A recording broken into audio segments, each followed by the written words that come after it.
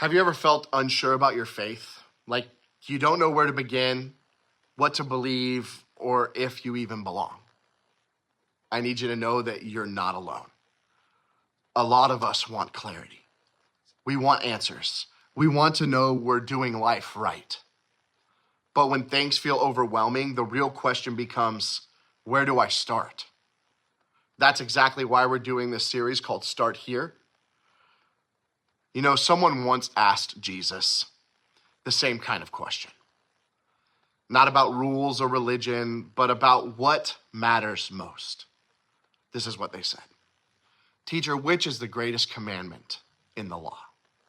Jesus replied, love the Lord your God with all your heart, with all your soul, with all your mind, and love your neighbor as yourself.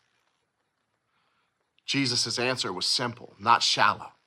Start with love, not behavior, not perfection, not having everything figured out.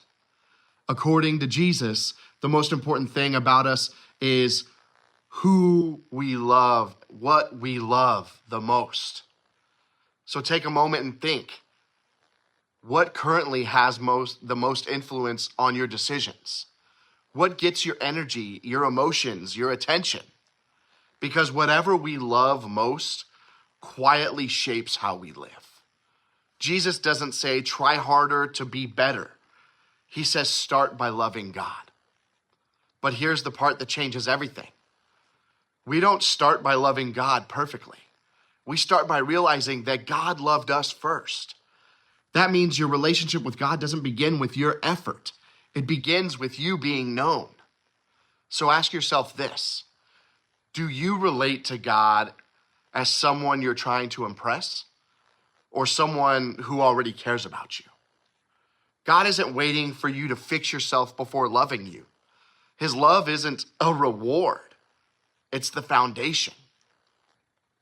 That matters, especially if faith feels awkward or distant to any of you right now.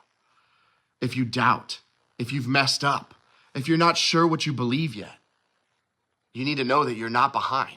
You're not failing. You're just at the starting line. Then Jesus adds this, and it's something just as important. Love your neighbor as yourself, which brings up another honest question. How do you usually treat yourself when you mess up? Some of us are incredibly kind to others, but ruthless towards ourselves. And then there's people that protect themselves so much that loving people feels risky. Jesus connects it all. Loving God shapes how we see ourselves. How we see ourselves affects how we treat others. Love becomes the starting point, not fear or pressure to impress. Start with loving God because God loved you first. Not loudly, not perfectly, not with all the answers, just honestly, right where you're at. And maybe the most important question of all for you to sit with this week is this. If love, not fear, was your starting point, what might change in your faith journey? That's where faith begins. Have a beautiful week, everybody.